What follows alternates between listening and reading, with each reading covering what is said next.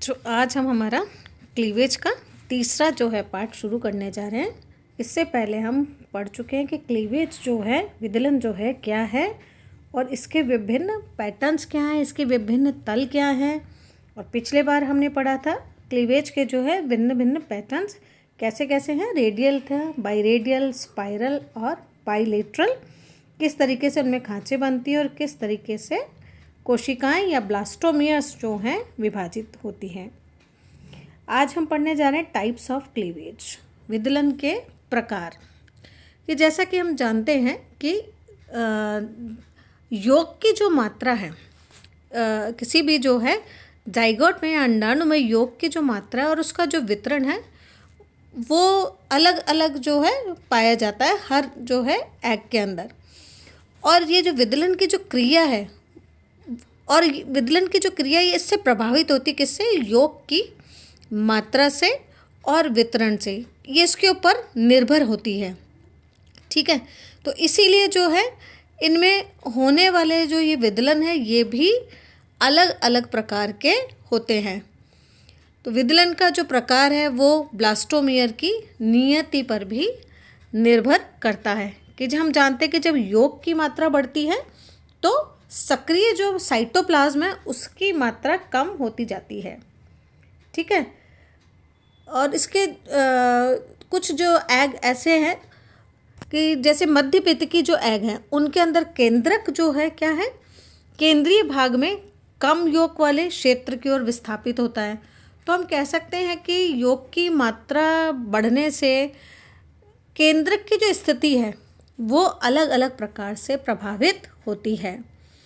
ठीक है, तो इस योग की मात्रा और वितरण, जैसा कि हमने कहा, ये भी विदलन को प्रभावित करती है।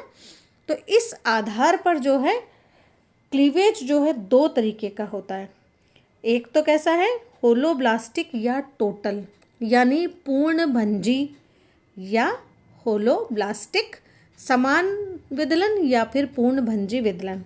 और दूसरा होता है इनकम्प्लीट और मीरोब्लास्टिक क्लीवेज, असमान और मीरोब्लास्टिक क्लीवेज। ठीक है, दो तरीके के ये हैं।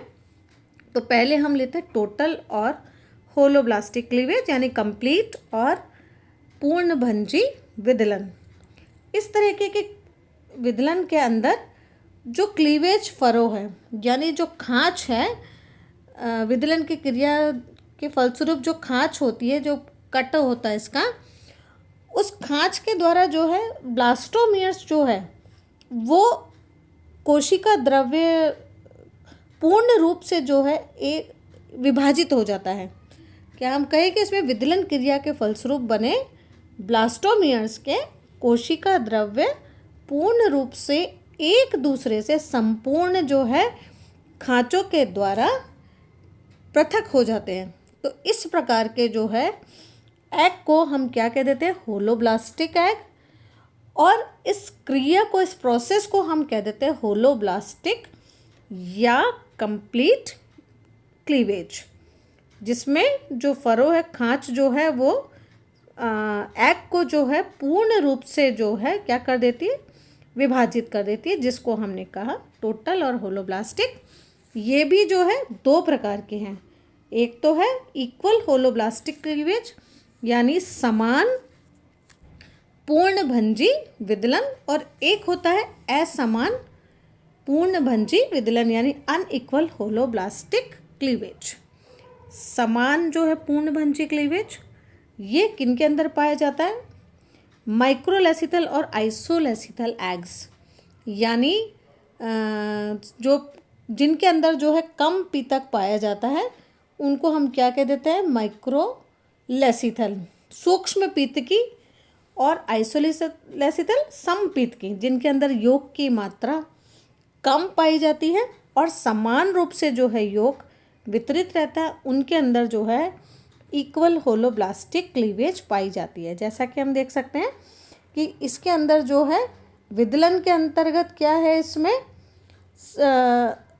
जो समान परिमाण और आकार के दो जो हैं ब्लास्टोमियर्स बनते हैं। ठीक है, एक समान आकार के और समान परिमाण के जो है दो ब्लास्टोमियर्स का जो है निर्माण होता है।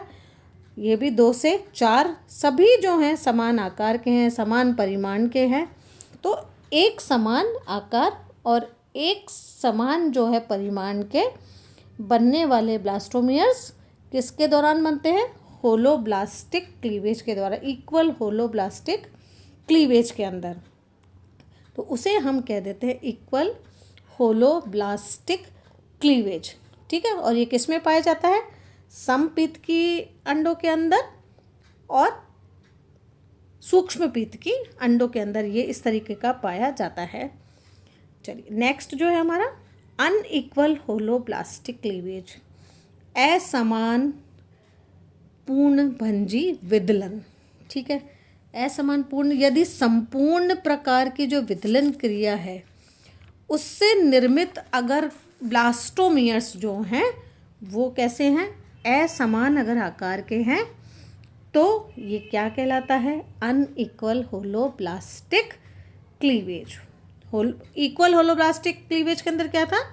एक समान आकार और परिमाण के जो है ब्लास्टोमियर्स का निर्माण हो रहा था, और यहाँ पर जो है बनने वाले जो ब्लास्टोमियर्स कैसे हैं? असमान ब्लास्टोमियर्स है। किस में होता है ये? मीजोलेसिथल और कुछ टीलोलेसिथल एग्स के अंदर, जो मध्य पीतकी हैं और अतिपीतकी अंडे हैं उनके अंदर इस तरीके का क्लीवेज पाया जाता है। और इसके दौरान बनने वाले जो ब्लास्टोमियर्स कैसे हैं? जैसे अभी हमने कहा अनइक्वल साइज के, असमान जो है आकार के। तो यहाँ पर 2 प्रकार की जो है कोशिकाएं बन जाती है। जैसे हम यहाँ पे फ्रॉक को देख रहे हैं, फ्रॉक का जो है कैसा है? मध्य पीतकी टाइप का है।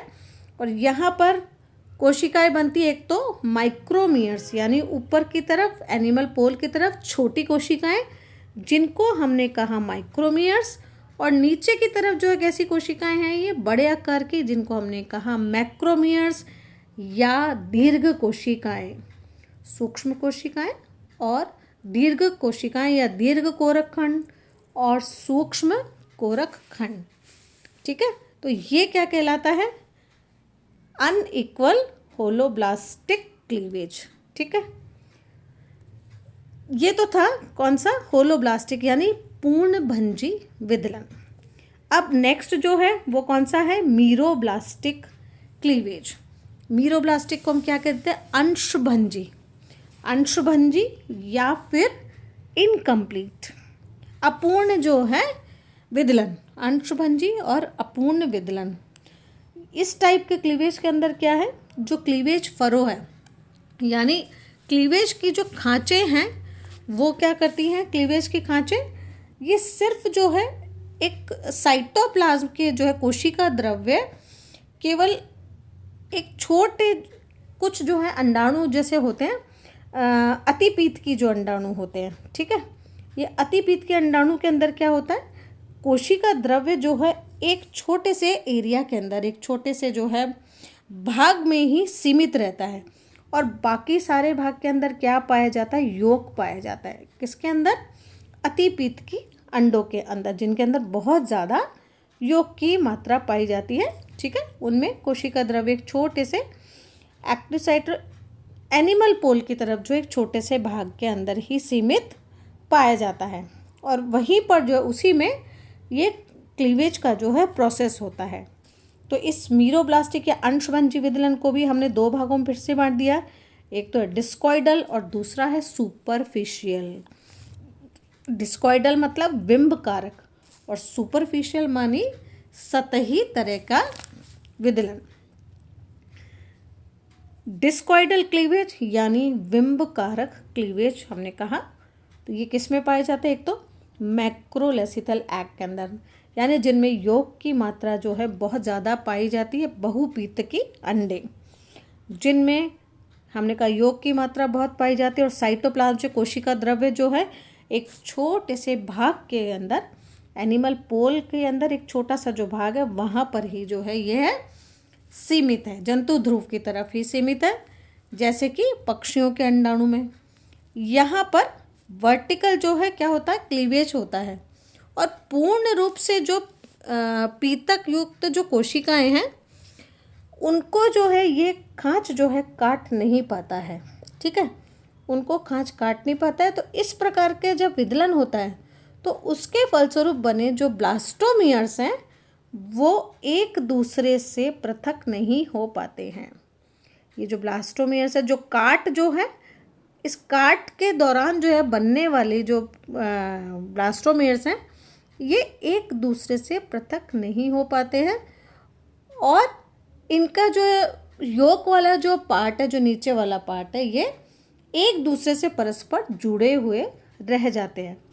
और इनके अंदर जो क्लीवेज है, फरोज जो है वो एक छोटी सी विम्ब के जैसी संरचना के अंदर जो है यह प्रोसेस होता है। इसलिए इसको हम क्या कह देते हैं, डिस्कॉइडल मीरोब्लास्टिक क्लीवेज। विम्ब कारक विम्भाप जो है मीरोब्लास्टिक क्लीवेज, इसको हम कह देते हैं। ठीक है, क्योंकि इसके अंदर जो है एक छोटे से विम्ब की जैसी संरचना होती है एनिमल पोल की तरफ, वहाँ पर जो है एनिमल पोल की तरफ यह पाया जाता है संरचना। एनिमल पोल की तरफ साइटोप्लाज्म में एक छोटी सी जो है उसमें रहता है और उसमें खांच जो है वहाँ पर बनती है, इसकी फरोज उसी में बनती है और ये पृथक नहीं हो पाती हैं एक दूसरे से। और योक में जहाँ पे पाया जाता है वहाँ पर जो है ये काट जो है कंप्लीट नहीं हो पाती है। तो ऐसे हम क्लीवेज को क्या कहते थे, डिस्कॉइडल टाइप। और किसके अंदर ये पाई जाती है, ये पक्षी वर्ग के अंदर और रेप्टाइल्स के अंदर जो है इस तरह की क्लीवेज पाई जाती है, विम्भाप अंशभंजी क्लीवेज। फिर हमारा एक है क्लीवेज मीरोब्लास्टिक क्लीवेज का जो अगला वो है सुपरफिशियल क्लीवेज। सुपरफिशियल क्लीवेज यानी सुपरफिशियल क्लीवेज सतही प्रकार का विदलन। इस प्रकार के विदलन के अंदर क्या है, ये पाया जाता है किसके अंदर, कीटों के अंदर ये विदलन पाया जाता है। इसमें जो है विदलन के आरंभ में जो केंद्रक जो है, न्यूक्लियस जो है क्या होता है, एग के मध्य में स्थित कोशिका द्रव्य में होता है। लेकिन जब कोशिका द्रव्य में क्या होता है, विभाजन नहीं होता है और इससे क्या होगा, अनेक जो है ये कई सारे जो हैं न्यूक्लियस जो है बन जाते हैं। और बीच के अंदर ये जो कोशिका द्रव्य के कुछ भाग से घिरे ये जो न्यूक्लियस हैं, ये न्यूक्लियस धीरे धीरे क्या करते हैं, पेरिफ्री की तरफ जो है पहुंचना शुरू कर देते हैं और सतह के पास पहुंच करके क्या होता है, इनके साथ में थोड़ा थोड़ा जो है इनका ये साइटोप्लाज्म जो है इनके साथ में यहाँ पर पहुंच जाता है और इस परिधीय जो है कोशिका द्रव्य के साथ में घुल जाता है और किस में परिवर्तित हो जाता है, बहुकेंद्रीय संरचना में परिवर्तित हो जाता है। ये संरचना जो है एक बहुकेंद्रीय संरचना के अंदर ये परिवर्तित हो जाती है और कोशिका द्रव्य की सतह पर क्या बनती है, कुछ एक विभाजक खांच बनती है जो कि इस बहुकेंद्रीय कोशिका द्रव्य को जो है बांट देती है। ठीक है, तो निचले भाग में ये सतही खांच जो है पूरे नहीं होते हैं और कोशिका द्रव्य मध्य स्थित पीक तक के संपर्क में ही रह जाता है। और इस प्रकार की क्लीवेज को हम क्या कह देते हैं, सुपरफिशियल यानी सतही क्लीवेज, सतही विदलन। यानी इसमें केवल केंद्रक विभाजन होते हैं जिससे कि क्या होते हैं, असंख्य जो है केंद्रक निर्मित हो जाते हैं और कुछ केंद्रक क्या हो गए, परिधि की तरफ चले गए, जिन्हें हम क्या कह देते हैं, एनर्जिड कह देते हैं। ठीक है, और कुछ जो है नीचे जो है अधर सतह पर क्या, कोशिकाओं का आकार जो है यहाँ पर बड़ा हो जाता है जिसको हम जर्म बैंड कह देते हैं और बाकी भाग क्या कहला देता है, ब्लास्टोडर्म। और ये जर्म बैंड आगे चल कर के किसका निर्माण करता है, ये जर्म बैंड एम्ब्रियो का निर्माण करता है और पूरा जो बाकी का भाग है ब्लास्टोडर्म वो एक्स्ट्रा एम्ब्रियोनिक मेम्ब्रेन का निर्माण करता है। और इस तरह का विदलन किसके अंदर पाया जाता है, इंसेक्ट्स के अंदर, कीटों के अंदर जो है इस तरीके का विदलन पाया जाता है। तो आपका ये आज क्लीवेज का जो है चैप्टर समाप्त हो रहा है।